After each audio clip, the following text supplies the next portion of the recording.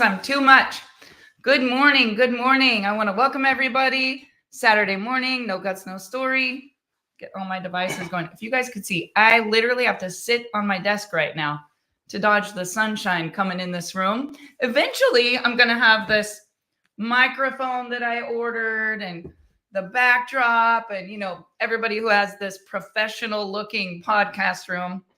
I'm building it. I'm building it. I just have to be able to slow down and focus on that for a minute. But anyway, I don't have all the professional mic and the backdrop and all the sound sensors, but here I am authentically coming to you live every Saturday morning. So it's No Guts, No Story. I'm going to make this all about the segment that you're in. How many of you guys have been following? Hang on. Hopefully I don't fall off my desk here.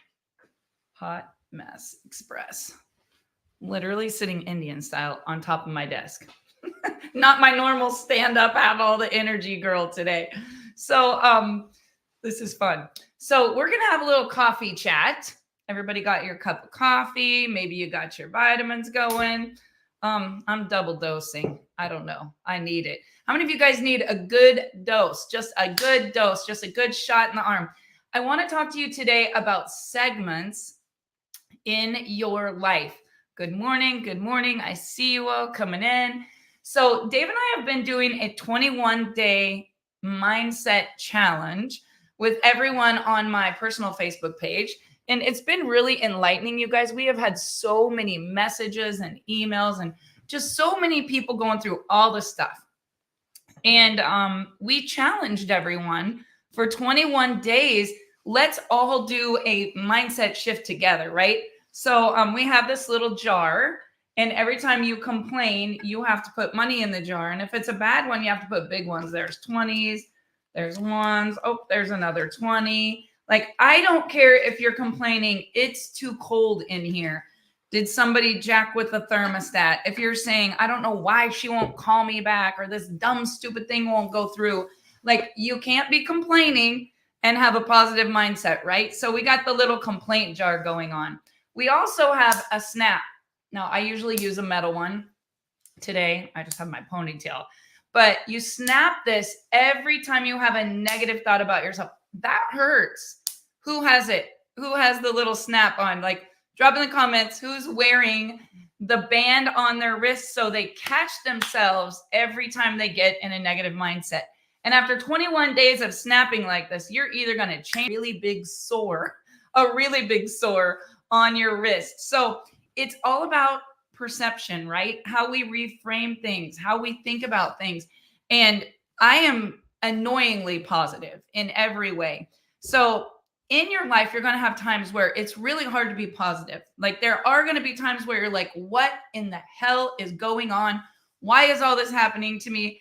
And I've had not just one of those weeks or days, but I've literally had one of those years. And you have to be the one to change the state. Success is not going to come attack you. There's going to be bad stuff happen every single day to good people. You have to change your state, change your focus, change what you allow, change your self-care, change your awareness, change the way you reframe it. And I want you to ask yourself the question, every time you think something that's happening is bad, ask yourself the question, is that really so? Is that really so?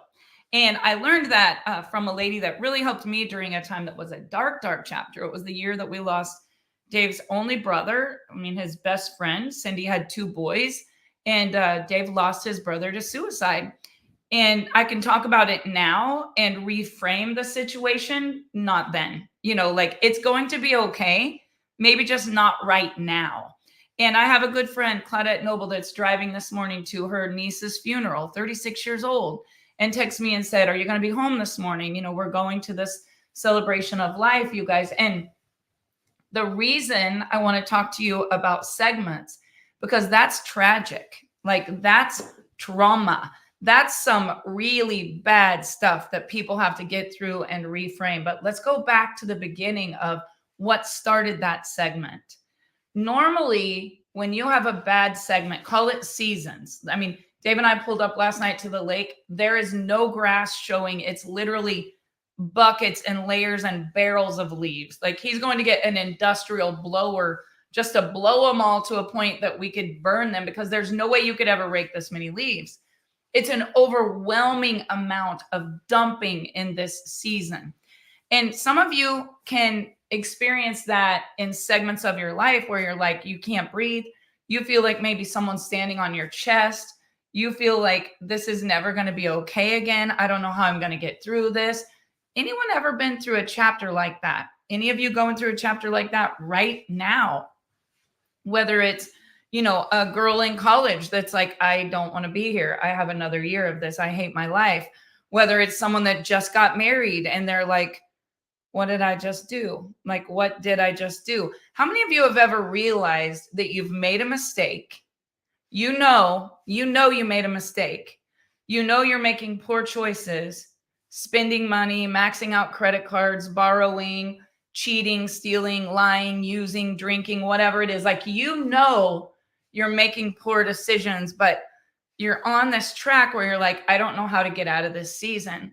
And I will tell you, a girl that works for us that's near and dear to my heart lost her mama last week. And on Monday at 4:30, I was like, if I run to the bank quickly, I could get this deposit in. And we live 12 miles out in the country. And I'm like, but I made all this potato soup and dumplings. I really should take it in. I should take it into the hospital, but I knew they were in a hospice room. And I was like, I don't really want to just barge in there. Like, maybe I'll wait until tomorrow.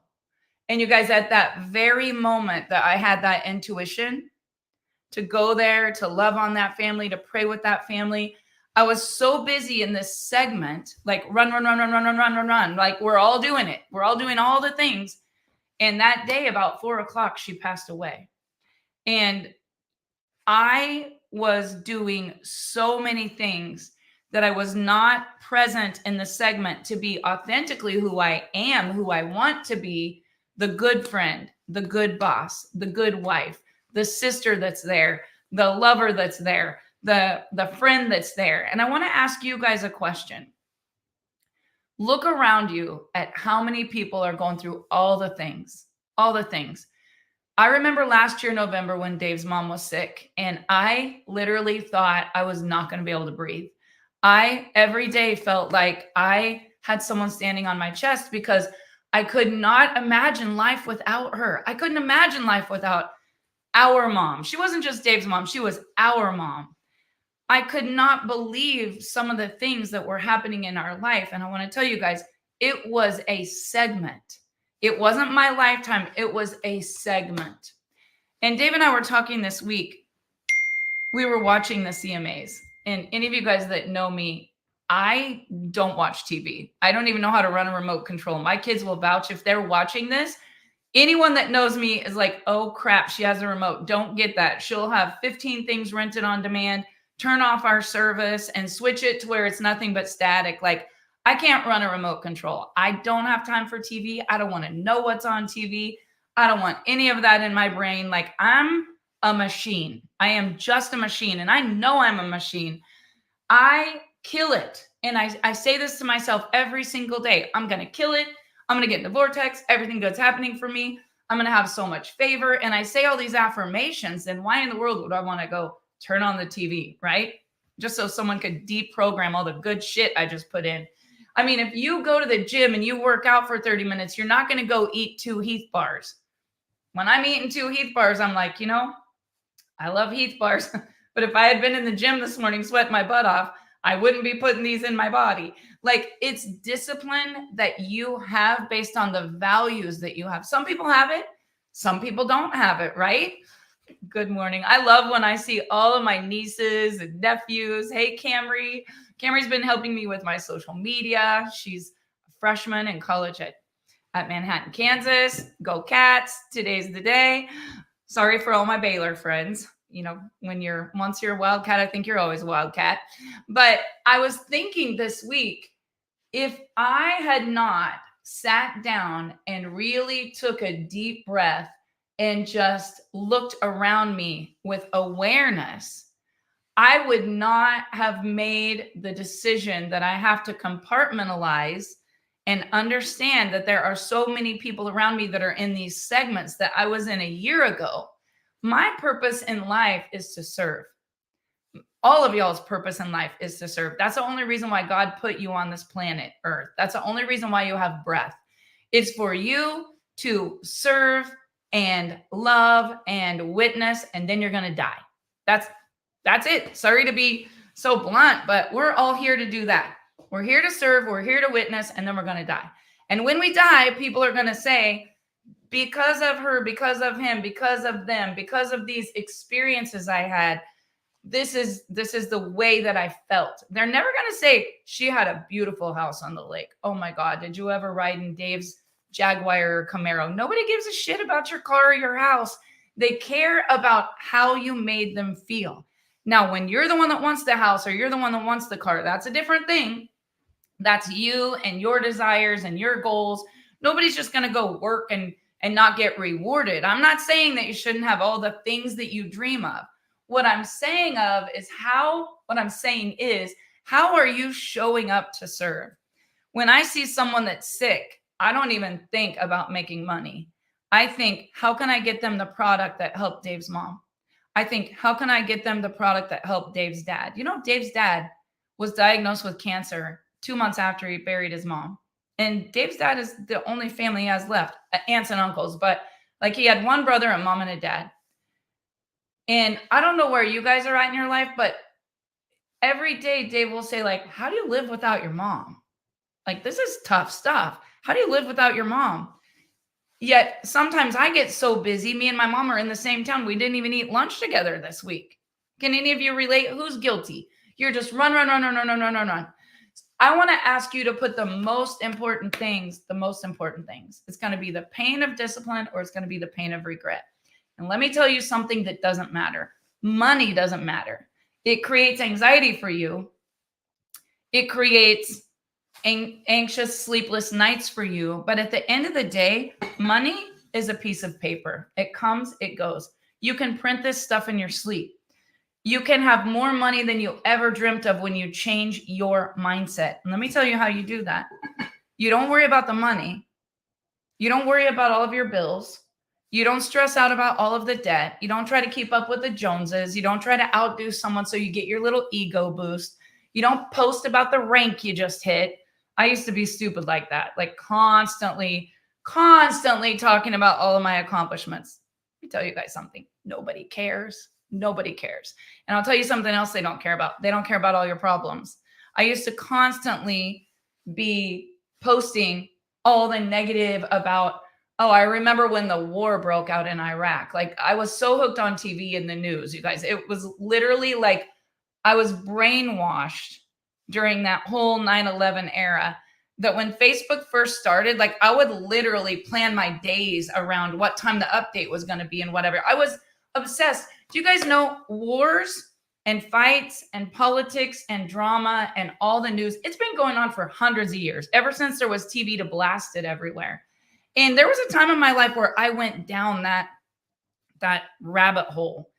And it wasn't healthy for me. I couldn't show up. I couldn't mentor people. I couldn't be positive. I was not healthy. I was gaining weight. I was sitting in front of the TV. I was scared. No way would I have bought a house. I mean, the economy's going to hell and we were in a war. No way would I have started a business. Like, oil was $7 a barrel. Everybody in Russell was losing their houses. But yet I have friends that right now are saying interest rates are too high. This is the worst time. Do you know this is the worst economy ever? Since like 2006, like when we started a company in 2006 that did $1 million in 90 days, worst economy ever. And you guys, this right now they're saying is worse than the Great Depression.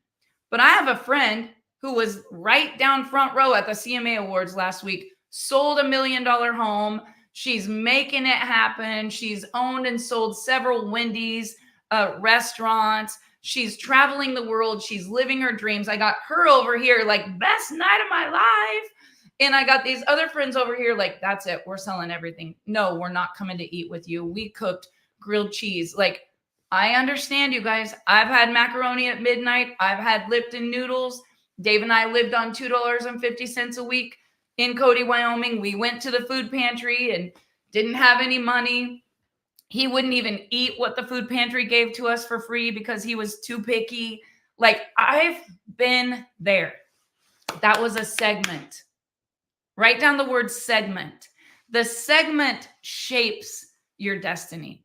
That segment is important to make you understand, to make you condition, to make you really believe and understand and learn and get the wisdom and create the character. You're not going to have character if you don't ever have struggle. You're not going to have integrity if you've never messed up and been exposed because you made a mistake, you told a lie, you stole the candy bar. Like, all of these segments, they don't define you. They shape you to become a better person. And I watched TV this week, you guys. I watched TV. I literally was in the middle of selling a salon. I had a girl coming to pick up equipment. Dave and I are launching a huge brand. We were closing on a property. We had a huge private label order going out the door for a major brand that everybody would know in America. We had a lot happening. Let me just say, it's my son's birthday this weekend. It's Chance's birthday. Happy birthday, Chance. I had a blanket made clear back in the spring by a wonderful woman in Chicago with everything from his Nana's closet, everything she ever wore, because she was so proud of Chance, man. She was proud of them all. But being his birthday, I had this blanket since the spring, all wrapped up and ready. And it was Wednesday, and Dave and I are like, oh my gosh, it's Veterans Day. Everything's going to be closed. We had to get his whole birthday package packed up, shipped, overnighted. Like, there was 100 things happening that day.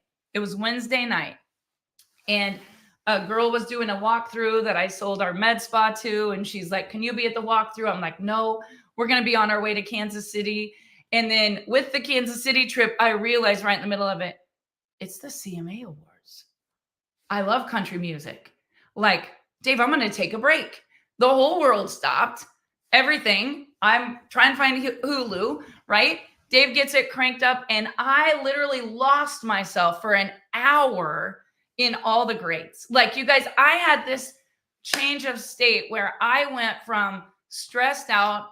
Oh my gosh, there was someone that, all of us loved that passed away in our hometown. And my friend messages me, her niece took her life. There's shipping that needs to go out. There's people blowing up my phone. There's business calls. There's messages. And I just stopped for a minute. Change your state. Change your life. Change your environment. Change your outcome. Like, you can't just keep operating at this notification. Oh my gosh, phone ringing, message coming, someone at the door, bill in the mail, blah, blah, blah, blah, blah, blah, blah. Like, pretty soon your brain just explodes and you will literally have what I would describe as a meltdown.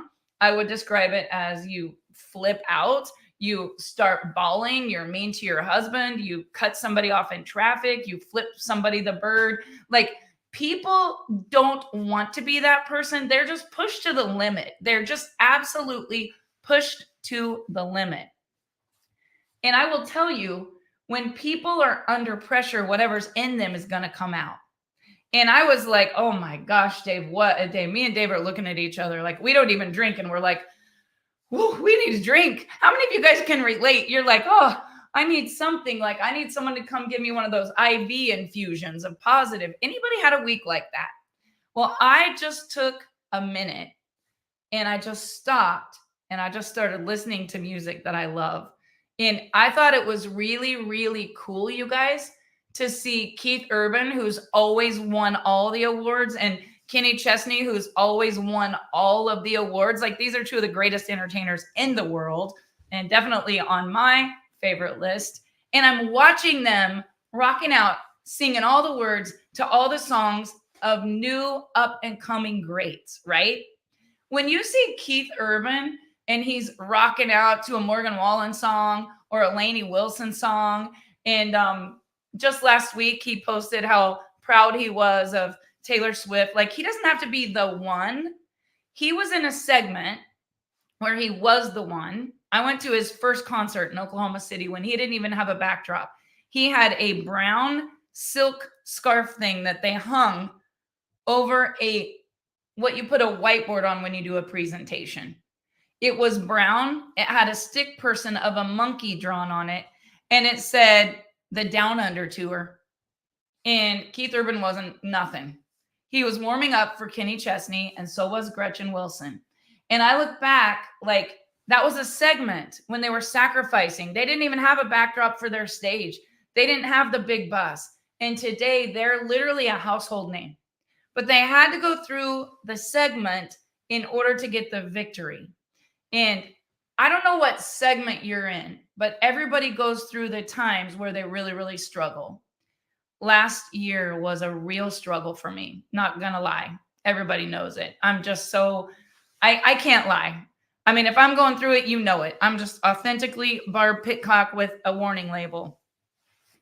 Because of that segment, because of everything we watched, and losing the most loved woman in our entire family, Dave's mom, was the Nana to everybody, even my brothers and sisters and nieces and nephews. Like, life is not the same without Nana. My kids still cry every day, and we miss her. But that shaped us in that segment to say, cancer sucks. Like, what could we do to never get that? Like, what could we do to help people? And then to lose her and 2 months later be like, hey, Dave, your dad has less than 12 months to live. No, he doesn't. We're not going to claim that, right?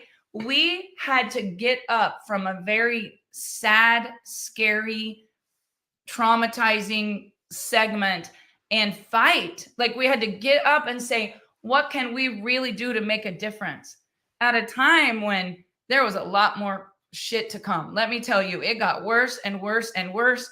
And just when you think you're through that segment, you're like, how much more can I handle? And the minute you say that, here it comes. And some of you know, some of you don't know, we had quite a journey this year with our oldest daughter, who's doing so much better. Love her so much. Spent 45 days in this house with her after she overdosed on accident. It wasn't on purpose. With something that's killing so many people in America. And, you know, the reality is, it's no secret. I'm not ashamed at all. I am so proud of her strength. I'm so proud of her having the strength to even get up and try. It's been quite a journey. And my mind was really opened up to the way that people judge, the way that people hate, the way that people hold grudges, the way that people label, the way that people make assumptions. And then this person, this soul that God created, is going through this war. They're in a trap. They literally don't know how to get out of the trap. And when you're a mom, drop in the comments, any of you moms that have ever had a kid that's struggling. Guys, I'm sweating. I'm sorry. I don't know why I'm sweating so bad. Judge me if you want. Unfollow me if you want. I'm just going to tell you how it is. Mean people suck. And I hate hearing people watch someone in a segment where they're struggling and call them a tweaker, a druggie, a this or that. I will punch you in the face, literally. Like, you do not understand what that person is going through until you're the mom or you're the addict and you're going through it. They're not a tweaker. They're not a druggie. They're a child of the Most High God that tried something. Their body became addicted to it. The enemy has a hold on them. They're in a segment. It's a chapter. It's not a lifetime. And that very person could literally change the freaking world and do more and have a better story than any of you all could ever dream of. But we judge them because they're not like us. We judge them because we do not understand. We judge them because we are not educated. And we judge them because we make assumptions that we know their story. Now, is it fun? It is not fun. It is an epidemic that's happening in our world.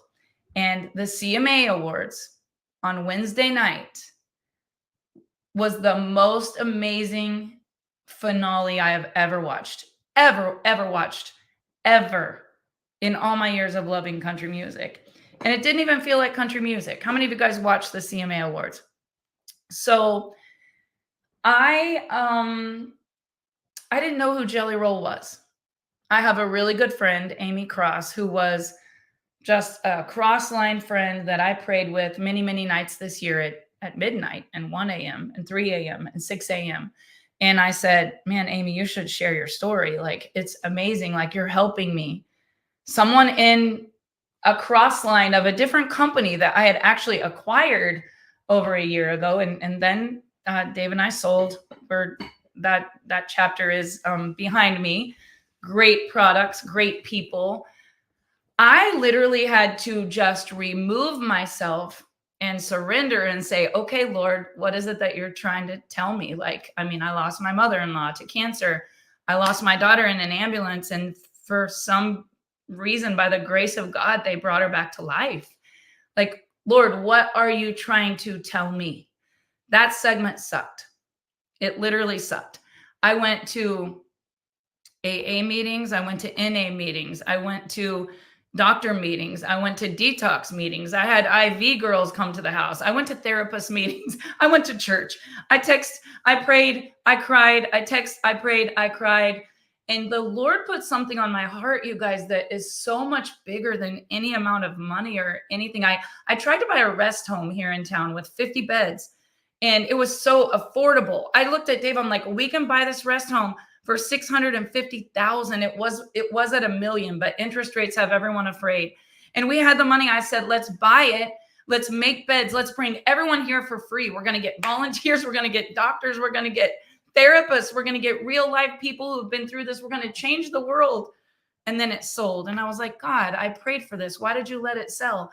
Any of you ever pray for things and you think you know what your jam is, and then it's like boom, boom, boom. Like every time you think you know, this is my jam. I'm about to get going. I'm about to get back. I'm about to get my passion back. And every time you think the door's about to open, someone just slams it right in your face, like broken nose slam. Like, damn, that was a little harsh. Like, you just don't even know. You're like turning around in circles. Like, why is this happening to me? And I would pray with Amy, and Amy would pray with me, and we would laugh, and then we would cry, and then we would text each other. Like, if anybody knew what we're going through as moms, they would literally lock us up. And one day when I was sitting in this house with my daughter, Brooklyn, it's funny, I'm looking at a picture right now that she painted for me, and it says, and she lived happily ever after. She said to me, let's get in the car and go on a road trip. And she was sick. Any of you guys ever been with someone that's detoxing off heroin, fentanyl, anything like that? Her story is amazing. She was upstairs, and I called the ambulance, and she's like, I'm not getting in an ambulance. Then I canceled the ambulance. I'm just crying, pulling my hair out. Everyone thinks Barb Pitcock, greatest mentor. Oh my God, she's so motivated and happy. And literally behind closed doors, I didn't even know what I was going to do. I cried every single day last year, every day. I could cry thinking about it. And on my birthday, we got in the car and we drove to Little Town in Arkansas. And we walked in the door, and, these kind of people, they have a lot of shame, a lot of guilt. They don't talk to their siblings, don't show up when people are sick, or maybe even don't make a funeral. Like, they live with a lot of guilt. They live with a lot of blame. They live with a lot of label. It's a segment. It's not their whole lifetime. It's a segment. But some of them take their life because they see no way out. And that's what happened with Dave's little brother. And when you experience that, you're just like, I'm going to be an encourager. I'm going to be a lover. I'm going to be a forgiver. I'm never going to label. I'm never going to be mean. I'm never going to judge. Like, they're not bad people. They're children, all the little children of the world. And it could be your children. 1 in 4 is going to become an addict. 1 in 3 is depressed. That's the statistics right now. 1 in 4 will be an addict. 1 in 3 is depressed and admits they're depressed. That's not all the ones that aren't depressed. And I went in this little shop that Dave and we've done private label for 1,200 companies in America. It's very discreet. Nobody knows who we label for. And we went in this awesome shop where a friend of ours has been putting frequency on products for years and years and years. And he sells a product that we manufacture. And it's just incredible for pain. And he believes in holistic pain relief, and so do we, because you don't want people to ever have to be on opiates, because some people try it, they can get off. Some people try it, they're trapped for the next 10 years, as my daughter has experienced. And she was top 10 of her class, guys. I mean, the girl is brilliant. She's beautiful. She's talented. She's strong. She's amazing. But if you've ever loved someone that's fighting that battle, even when they're amazing, even when they're off the drug, even when they're around the family that loves them, their brain does not have the dopamine, the serotonin, the endorphins. That you can't just say, oh, snap out of it. Get a damn job. Get off the street. Put down your homeless sign. Quit taking drugs. Like, you guys all think it's that easy for them. I've watched it. They can't even get up off of the bathroom floor and put their clothes on. They can't just get up and go to the meeting. They can't just show up and apply for a job. It's a journey. And I'm going to be very much aware and dedicate the rest of my life to helping these people. And I'm going to make millions of dollars somehow. I know this, to create ways and places that you don't have to be rich to get your kid help. I mean, Dave and I spent over $100,000 in 90 days. That wasn't the end of the journey. It's a lifelong journey. I have friends in this industry of direct sales that are the #1 earners in their company. And when they speak at the ANMP and when they speak at the Direct Selling Association, they don't tell their story of success in network marketing. They talk about addiction and how they were addicted, and one day their life changed. It was a segment, you guys. And then they came up. And they didn't just come up, they really came up. You look at so many of the greats, Elvis Presley, Willie Nelson, Michael Jackson, Johnny Cash. I don't care who you look at, whether you go watch these great movies that came out, of Dave, some of Dave's favorites that we watched last year. And I can't even think right now of all the singers, but everybody has a struggle. Some people, they make heroes. Some people, they make losers. And watching those CMA awards, I don't know about you guys, but when you learn the story behind Jelly Roll, and Amy Cross sent me his song a year ago, I couldn't listen to it. I could not listen to it. The one called Fly, or She, I don't know. I cried. I was like, I ain't listening to that. There's no way I can listen to that. And then later I was like, man, that's a good song, but I can't listen to that. And then one day Dave said to me, have you heard this song? And I was like, man, that's a good song, but I just can't listen to that. Did any of you watch the CMA Awards? Did any of you see Jelly Roll at the end of that? Did any of you cry your eyes out when he and she sang, love can build a bridge between your heart and mine? Love can build a bridge. Don't you think it's time? Don't you think it's time? Like, I literally was like, that should be a tattoo. That should be the mantra. That's what everyone should be saying right now. There's wars, there's division, there's hate, there's racism, there's a poor economy, there's political warfare going on, there's spiritual warfare going on, you guys. It was crazy when they sang that song. And I was thinking to myself, I love Kenny Chesney, but there's a big difference in Love Can Build a Bridge and She Thinks My Tractor's Sexy. Like, I love country music, but this year it was different. It wasn't even like country music. Jelly Roll, being a drug addict, a heroin addict, in prison, tattoos all over his face, standing on the stage at the CMA Awards, winning all of these awards. I was like, I kept thinking Morgan Wallen was going to win something, because I love Morgan Wallen. Dave and I, we listen to Morgan Wallen all day long on the boat, in the car, just him and so many of those up and coming new, it's almost like pop country. There's some good music out there.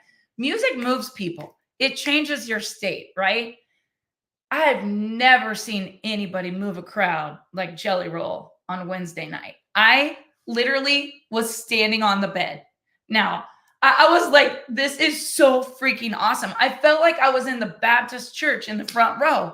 I felt like He is going to bring God back into so many young people's lives. He is witnessing, he's sharing. And, it's not like he doesn't cuss. It's not like he's perfect. It's not like he had all of his tattoos removed. He's not taking away anything from his past. He's witnessing what the Lord did for him in his life. And you guys, what's crazy is he can't even leave the country to perform because of his past record as a felon. He can't even have money in the bank without his wife having everything in her name. But he's literally impacting, making so much impact. What if he hadn't had that segment? Like, what if he hadn't had the segment where everything was so bad? What if you hadn't had the segment where everything was so bad? What if I hadn't had last year's segment where everything was so bad? Was it bad? That's the question. Is that really so? Was it bad? Or was it the setback that God's going to use for your comeback? And you're going to have 10 times the income, 10 times the impact, 10 times the story, 10 times, all of the things. Yeah, Amy said it. He wouldn't have the words for his music had he not had the dark chapter. You wouldn't have the strength for your business had you not had the time with no money. You wouldn't have the relationships that you have right now had you not been through hell with those people in a previous chapter in your life. Dave and I are strong because we've been through so many storms together. Nothing will break the bond that Dave and I have as a husband and a wife. Nothing. If we've made it through this, we can make it through anything. And if you've made it through all of this, you can make it through anything. During this time, I've developed an incredible passion for mental health. I recognize that prescription drugs is really the answer that they give everyone who's struggling. And sometimes you do need prescription drugs. Yes, sometimes you do. But maybe for a segment, maybe not for a whole lifetime. Maybe something that wouldn't be addictive that then you could never get off. I mean, I look at my daughter, Brooklyn, and even to get her off of the things that if she didn't have it, let me explain it to you this way. Brooklyn didn't do it to get high. Brooklyn did it to not be laying on the floor like a cockroach that just got sprayed with exterminating spray with her legs and her heart and her skin and everything. Like, her body could not function because it was so dependent to something that had originally been a prescription, right? And then all of a sudden, enough wasn't enough. In my life, the people that have lined up, Renee Terry sat next to me in a millionaire circle at the mastermind at Eric Worre and shared with me her story. I cannot wait to have her on my podcast. Just the most incredible story of an overcomer with addiction. Talk to Lisa Grossman, one of my favorite mentors. She's like, yeah, my brother has battled it. And, she's got a past and a story. Talk to Eric Worre in my one-on-one. He says, I spent tens of thousands of dollars helping my brother. Like, that's what you want to do. You guys, it's not anything to be ashamed of. It is an epidemic in America. It's happening right now. It's killing more people than Vietnam or anything that we all look back on. And I think about yesterday being Veterans Day and how many of those men and women fought for our country, the land of the free, the home of the brave. Like, that freedom that we experienced wasn't free. Many of them, Dave's dad rarely talks about it, but he's a proud Marine. Shout out to all the veterans out there. And we really do take for granted that a lot of them paid the ultimate price. He will talk about being in a helicopter and just losing his friend right next to him. How traumatic, the PTSD. You think of everything that's happened in their brain that they then have to overcome and live the rest of their life trying to overcome that segment. I can't imagine anything worse than experiencing that, seeing it, experiencing it. But we expect them to just come back and be okay, right? Because there are a lot of people watching this. We don't know the trauma they've had. Yesterday, I cooked breakfast at Callie's, And she said they were going to their workout. And I mean, Darian's a professional athlete. So he has a doctor that works on the Chiefs. He has friends that play, NFL football, but they were just like, we're going to go work out. And the girls work out at 8 and the guys work out at 9. And then we're going to come back and cook breakfast. And Dave's like, oh, let us cook breakfast. So we did. I didn't have any idea who was coming to breakfast, but I'm sitting there at breakfast, you guys. Someone that played on the Chiefs, someone that played on the Chargers, like, I'm just sitting at a table with a bunch of people. I have no idea who they are. And their wives are amazing. We're just having conversations. Everybody in their 20s. I mean, I'm the mom, right? I'm not thinking like I'm with a bunch of, really, really important people. I'm just being a mom. And everybody's important. Every one of you is important. It doesn't matter what your accomplishments are. All of us are equal in the eyes of our Creator. Every single one of us. Doesn't matter if you played in the NFL or you're bankrupt, or you're an addict, or you're an author, or a preacher, or a teacher. At the end of the day, we all sit on the toilet the same way. We all pull our pants on the same way. If we were all lined up naked and nobody could see our car, our house, our jersey, our letters, our bank account, everything that we think is big, we're all pretty much created equal. Doesn't matter. Doesn't matter what color we are. Doesn't matter where we grew up. Doesn't matter what our heritage is. We all have the same opportunity. We are all in a segment. If it's happening and the Lord is allowing it to happen, it's for a reason. We can take that, not look at it as a failure, say, what can I do from this segment to serve, to witness, to love, to forgive, to contribute? Here is why I'm doing everything I'm doing right now. And we have to learn the lesson, reframe it, find the good, and move forward. I'm sitting yesterday, I don't know any of the back history on any of these people. And we were just talking about business and money. I'll tell you guys, when you sit at a table with successful people, the conversations are a lot different than when you sit at a table with not successful, miserable people. And misery loves company. Success is a choice. It starts with your mindset. I don't care what you're going through right now. You can change your state, change your mind. Absolutely change your life. So we're sitting at this table. Hold on. Sorry for the gulp. My throat is dry. And I said, there's no better way to make money than investing in real estate, Airbnb, or direct sales. And Callie was just looking at me like, I mean, she would never say, shut up, Mom, but she was just like, and then she goes, unless you're in the NFL. And I was like, true that. True that, unless you're in the NFL. And I was just like, Barbism number 995, because I tend to always just spout out whatever's in my brain. And we sat there at this table eating eggs and bacon and sausage and talking to some incredible athletes that are all in different chapters in their life.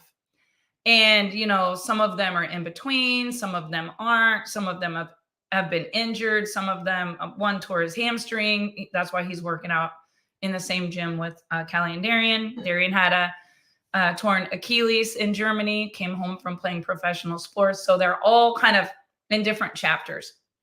And I was just talking about everything I've learned about the brain and brain health. And we were sitting there talking about science and research that we've invested in this year. And I said, it doesn't matter what you do.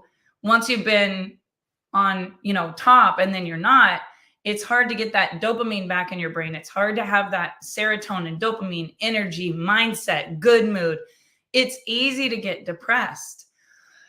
And I was preaching to the choir because these are some incredible people who have been through a lot of ups and downs. And we just started talking. One was a nurse getting her degree to do psychiatric help. One was a woman that works with children and works with kids that maybe 1 minute they're fine and the next minute they're like, I'm going to kill you and the principal. And right before that, they were playing a card game laughing. And we got in the deepest discussion, you guys, about brain health. I don't even know how God put me at this table. Like, I was just so humbled and blessed to be in these conversations. And the next thing you know, we're all solving the world's problems. We're all full of passion, full of purpose, full of just so much like, let's go make a difference, right? And I realized, there's a segment in my life where real estate was it. I mean, I made a lot of money in real estate. I love buying and selling houses. I love flipping them. I love investing in them. I love Airbnbs. That is such a fun rush. I think I love finding something ugly, find an ugly house, make it beautiful, increase it by 100,000, flip it or rent it, right? Like that is my addiction. I love houses, always have. And as we were talking, I was like, without the houses, I wouldn't have had the money to make the investment in, whatever I'm going to do next. And all of us are just sitting there, just having conversations about dreams and goals and the future. And you guys, nobody said, I want to make $1 million. Nobody said, I can't wait to be rich. I mean, these are people that have already been rich and famous. They've already done it.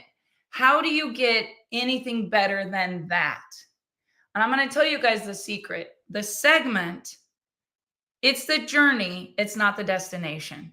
Enough will never be enough for me. I will never be done until they put a lid on me and it's going to say, that girl was extra. She was a lot and she left it all out on the table. Like, I'm going for broke, right? I'm not holding back. I know that the Lord put a dream in my heart with Brooklyn Nicole Pitcock last year on March 13th on my birthday. And the painting she made me that day for my birthday, sitting right here in my office, says, and she lived happily ever after. And it has a redhead girl with a braid and a fox looking at her. We live in Fox Run. There's foxes all around. It's been a place where Dave and I have been like a caterpillar turning into a butterfly. We have been through so much on this lake in this house. And we're about to redefine who we are because of the segment. And I want to ask you guys, are you going to stay stuck in the segment or do you want to redefine who you are? Look at Jelly Roll. Who would have thought that his story of being behind bars and pills and addiction and needles and heroin would take him to make a difference to so many people struggling in this world? You know why? Because they can relate to his story. He's not trying to be somebody that he's not. He's like, here I am, take it or leave it. I'm about to change the world. And I think we all need to feel that. When he got the mic and got his award, and he said, I want to talk to all of you out there who are struggling. You think there's no way out. You feel like there's nothing you can do. I don't know what you're going through, but I'm here to tell you, God is going to reach down and give you a whatever he said. Like, oh my gosh, you guys, I was like fist bumping Dave. I was like, yes, like this is so awesome. And maybe I'm weird. I know I'm weird. I know I'm different than most people. But I want to make an impact. I want to change the world. And I don't think you have to be ashamed of anything that you've been through. I've made good business decisions. I've made really dumb ones. I've been good in relationships. I've had times when I was so weak, I wasn't the best communicator. I would say I alienated myself from most people over the last 18 months. One of my best friends, Tina Humphrey, has a house right across the lake. I've been here every week. I never knew she was right across the lake. I missed a lot of birthday parties. I've missed my sisters, my brothers. I've not been around. I owned a salon the last 3 years. I would go to the salon when everyone else was gone. Nobody knew it, but I was doing the best I could with what I had to get through everything that I was going through. And usually it was just me and God and Dave. I would fly to Arizona. I would go to Kansas City. I would go back home. And I would pray every single day. I would call Maxandra, my prayer warrior. Max, let's pray. I would call, Jackie Lishing would call me and pray. Sometimes it was Donna Sambula. Sometimes it was me on the phone with Dr. Lorette. A lot of nights it was Amy Cross. Sometimes it was me and my mom. I would go to my mom's and before we went to bed, she would say, do you want to call Maxandra so we can pray? You guys, that's a segment. That's a segment. When your mom gets the Bible out and says, can we call Maxandra so we can pray? Most people won't get on their knees and pray until things are really, really bad. And I'll tell you guys what I learned. I'm going to get on my knees and pray every single day of my life. And I'm never going to forget that today I'm where I'm at because of the things I prayed for when I didn't have them. And the things that I went through was the segment, just like Jelly Roll behind bars, just like, Elvis Presley. Today, his story is one of the greatest stories ever. but nobody knew what he was going through, and he was pushing through the pain, and he was doing everything he could, but he lost that battle. He lost that battle. And the reality is we can learn from those stories. We can learn from those people. People want authenticity. People want hope. Results sell. That's it. Results, authenticity and results. Quit being fake. People know a flake when they meet a flake. Quit being mean. Quit being judgmental. Quit being controlling. Quit not forgiving people.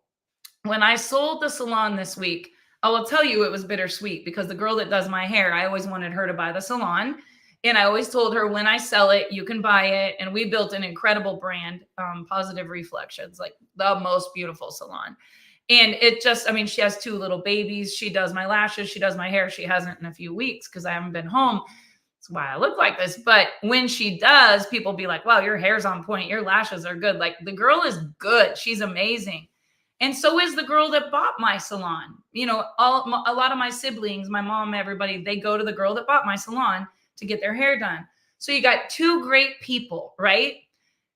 The girl that always managed my salon is opening her own. She's opening her own. She didn't want to own a 10,000 square foot on 3 levels building that was, you know, millions of dollars replacement value. She just wants to be an amazing mom and service her customers. Now, I want to tell you guys what happens. Mean people suck. Some people stir the pot. There's always going to be egos getting involved. There's always going to be assumptions made. There's always going to be those people having those conversations to tear down one or the other. And me being in the middle, I love them both. I know they're both going to be incredibly successful. I believe in both of them. I will support both of them. They're both great. Maybe they're just not great being in the same building. How many of you guys can relate to this? I'll tell you another story. I owned a salon and I owned a dance school forever. When I sold the dance school, one lady bought my dance school. There was another lady that would like to buy the dance school, but she wasn't the one that bought the dance school. Instead of just saying there's 2 great dance schools, when it comes to competition, it was embedded in all these little girls like, we hate them. They're the worst. They're bad. We got to beat them. And as a mom, being a dance studio owner, being a dance mom, like, there's nothing worse as an example than teaching your kids that. Being competitive is great, but let me tell you guys, there's enough oxygen in the air to go around for everyone. You don't have to tear down someone else's empire to make yours great. I see one of the biggest companies out there that I have always admired, especially their social selling platform. Like, they really like started social selling for majority of the people in our industry. And it's a beautiful thing when it works. Like, I love direct sales. I love taking a single mom. Like, you want to make 10,000 a month? Let's go. Like that. Oh my God. It is such a challenge and it's so much fun. And I had some friends 2 years ago that called me during COVID and they were like, man, our backs are against the wall. Our boutique is sucking. There's no markets. Like, nobody can go, blah, blah, blah. What are you doing? And I shared with them, and these 2 made $26,000 a month. And it was within 90 days. Like, I love helping people make money. I love helping people dream. I love helping people win. I love helping people succeed. When it works, it's beautiful. Let me tell you what doesn't work. You are either going to be the one in the kingdom building up the empire, or you're the one that's tearing down the empire. Judging someone with addiction, judging your competitor, I don't care what you're doing, watch your tongue. Because they're all in a segment, and it's a segment. It's not their whole lifetime. I will never talk bad about another company. I will never talk bad about a competitor. I will never burn a bridge. I would never rip a hole in someone else's brand in order. You don't blow that candle out to make yours burn brighter. Here's what I know. Both girls in my hometown will build a wildly successful brand and salon. I will support them both. Dave and I invest a lot of money. There's 2 banks in town. One of them always comes up for me, like over the phone, like, hey, I found a house. I want to buy it. Okay, let's do it Tuesday. You know, we have that kind of a relationship with our banker. The other one, it might take a little longer, but I support them both. You never know. Here's the thing, you guys. Relationships, people, and connectors. Nobody will remember anything except how you made them feel. So the big question is, in your segment, in their segment, how do you make other people feel? Hasn't been about you since the day you were born. Chance's birthday's tomorrow, so tomorrow is about him.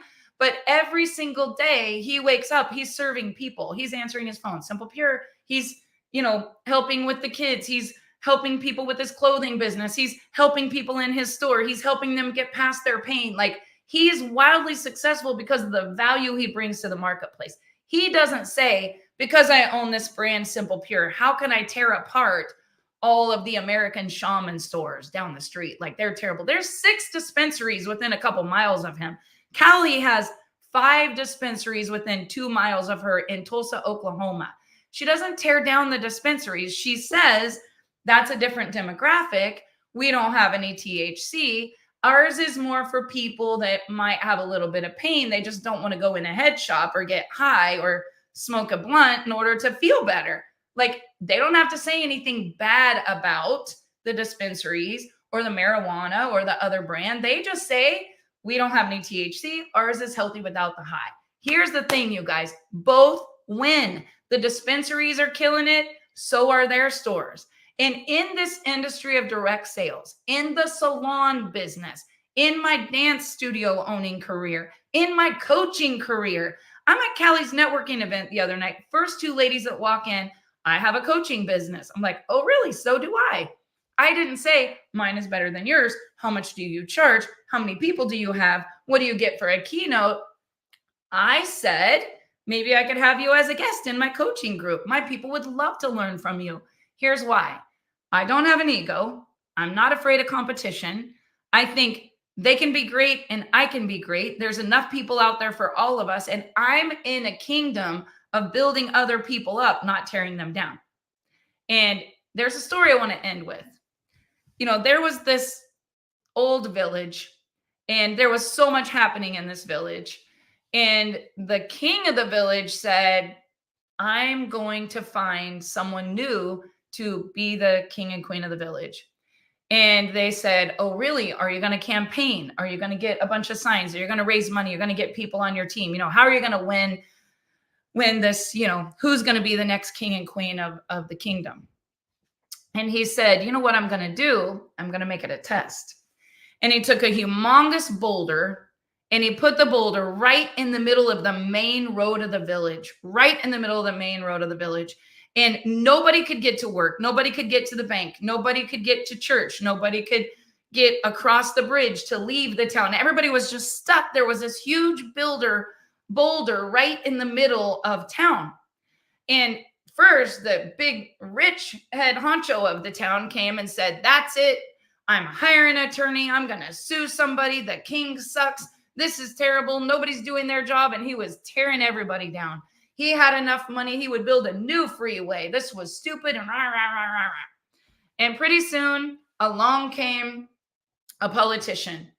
And the politician said, we're going to blame it on the other party. If we would have been in office, then this would be different. And this would be open. And this would have already been taken care of. And the dumb, stupid, whatever they called them, whether it was Democrats or Republicans, they were tearing them all down, right? And everybody was mad about the boulder in the middle of the road. And some of you who heard me last year at convention, you already know how this story ends. So just play along with me. There is a moral to the story, and that's how we're going to end. So pretty soon, remember who the next person was, but you guys get the picture. There was the preacher, the teacher, the politician, the attorney, the rich man, then maybe all of a sudden here comes the mafia, like we got to get through here. We're going to have to get this moved. We're going to take this person out and that person out. Like, everybody's got a solution to moving the obstacle out of the way, right? But along came a young girl that was a single mom. She had her little buggy. She was on her way to market. And she was like, I got to sell the stuff I made this week in order to be able to get backpacks, like school's starting. Like, I have to sell the stuff in my cart at the family market, at the farmer's market, or I'm not going to be able to provide for my family. And this girl had a dream and she had a vision for the greater good. And she said, I don't know how we're going to do this, but we're going to have to come together. We're going to have to move this boulder because, like, life or death, I got to get to the village. I got to get to the market so that I can sell the things in my wagon. And what she did, she brought everybody together with their strengths. And she said, let's get some leverage. And together They got a big thing and they put it under the boulder, and with everybody working together, they put their talents and their gifts and their strength, and they moved the boulder out of the middle of the road. And the whole village went on about their way. And underneath the boulder was a sign, and it said, I want you to be the queen of the village because you have the desires, you have the mindset, you have the team building skills. You're not the terror down of the empire, you're the builder up of the empire. I want you to run the kingdom. And I guess you guys, the story is every single one of you is the queen. Every single one of you is the king. You're the queen. Bring good value. You're either building up the kingdom or you're tearing it down. It's in your church, your gym, your family. It's in your cul-de-sac when you're having the block party. It's in your school, PTO. Like, are you building up the teachers and the coaches, or are you tearing them down? And when you become that person that contributes, that brings value, then and only then are you going to be the queen. Then and only then are you the king or the queen. Because let me tell you something. Nobody has any respect for you when the things that come out of your mouth are negative, condescending, mean, judgmental, hateful. Like, it's not that hard. Just be a good human. I don't care what company you're in. Go kill it. You'll see me on your Facebook. Like, I love seeing you win. I love seeing you win. I don't need you to stay in my village in order for you to win. I hope you go build your own village, right? I don't need you to come to my dance school and only be in Barb School of Dance or not win at competition. I don't need you to only come to my salon. I'm not going to get offended if you want to go somewhere else. Because here's the thing. When you burn bridges, you burn opportunity. When you burn bridges, when you tear down, when you blow someone else's candle out trying to make yours look better, I have learned this, and I have been exposed in my previous years for being someone that would gossip, would hate, would tear down. It's ugly. Like, if you wouldn't want the whole world to see what you just sent in a text, don't send the text. If you wouldn't want it to accidentally be on Facebook Live, the conversations you're having, don't have the conversation. It's a habit, you guys. It's a mindset. And in this day 10 of our challenge, my challenge to you today in this mastermind, 21 days of becoming a new person and a new habit, and I want you to step into a brand new chapter where you're literally just smashing your goals. You got to get better. Call someone that you've judged and say, I'm sorry I judged you. I had no idea what you were going through. Call someone that you've gossiped about and say, I'm sorry that I said the things I said. I don't want to tear people down. Please forgive me. I love you. I wish you the best. Mwah. The person that you owe the money to, just pay the money. Seal it with a kiss. God gave you the money, or you wouldn't have it anyway. Let it go. Let it go. Pay for it. God will bless you 10 times. I did that in a lawsuit, and I'm telling you guys, it was more money than most people would make in 5 years. And it was the hardest thing I ever did. But there came a time where I was like, I'm not going to argue with these people anymore. My mentor, my partner said, pay them to go away. Who cares? Let them be right. And you know what's going to happen? God's going to bless you 10 times for everything that you went through. And you did. And you guys, the segment that you're in is part of your story. The segment that the people are going through around you that are struggling, and you want to control it. You want them to change. You want them to be different. That's their journey. Let it be. Let them be. Love them, even if it's from a distance. Love them. Encourage them. Forgive them. Build them up. Don't tear them down. You don't know what they're going through. And I will tell you guys, if you want to know the real secret, surrender it all. Go read the book, The Soul Plan. Go read the book, The Soul Plan, no matter what you're going through. And you'll read 12 or 15 different stories, just like Jelly Roll, just like so many other people out there. The one that really hit me was a mom that was a nurse. And she hated on all the moms that came in there having drug babies. She was delivering babies of girls and watching these little babies trying to come off these horrible drugs. She judged them. She hated them. She talked bad about them. It was heartbreaking. Was it bad? It was bad. Was it really bad? Or was it her destiny? Because today she has a huge agency to help all of the moms who are carrying a child that cannot physically or mentally get off the drugs. And she said, had she not been in that segment, she would have never developed this multi-million-dollar enterprise that she has today. So in closing, that's it, you guys. Either build the empire or tear it down. It's your choice. But every seed you sow, you're going to have to reap. So be a good human. Be kind. Think about the segment you're in and say, this is not my entire lifetime. It is a conditioning, character building chapter that will take me from where I'm at to where I've been praying that God would allow me to be. And you guys, as I step into my next chapter, I'm so grateful for all of the struggle, the pain, the mistakes, the poor decisions, the trials, the heartaches, the grief, like everything that we have been through made me so passionate about what I'm doing. I have so much purpose. Nothing could keep me from the destiny that God has put in my life. And every single one of you have that. Nothing will keep you from your destiny except for you. So surrender it. Look at the segment, believe, and just say, Lord, I need your help. Guide me. Show me what you want me to do, and I'll forever give you all the glory for it. And you'll be amazing how little hinges open great big doors. And the things that you thought were an obstacle is actually not an obstacle at all. It's the setback setting you up, conditioning you to be so obsessed that you're going to come back in a way that people never dreamt you would come back. I guarantee you, all the friends that Jelly Roll ever had, seeing him on stage, probably had to pick their jaws up off the ground and say, I can't even believe I'm watching this right now. I hope your haters feel that way when they see you win. And I just want you guys to know I will be cheering you on from a distance. I don't care what team you're on. I don't care what team you're on. I want you to be happy. I want you to get through this segment. I want you to be successful. I want you to be loved.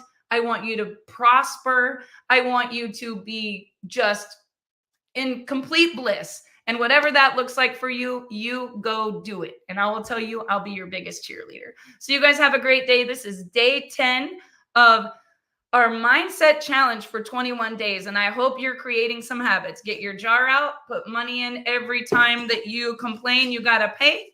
Pretty soon you'll stop complaining. Snap that. Every time you think badly about yourself or you doubt yourself, just snap. You won't believe how negative you are until you start feeling how many times a day you have negative self-talk. And you guys, when you change your mindset, you're going to change your life. What you focus on will grow. I'll see you guys tomorrow on day 11 of this mindset challenge and every Saturday morning on No Guts, No Story. Have a great day, everyone.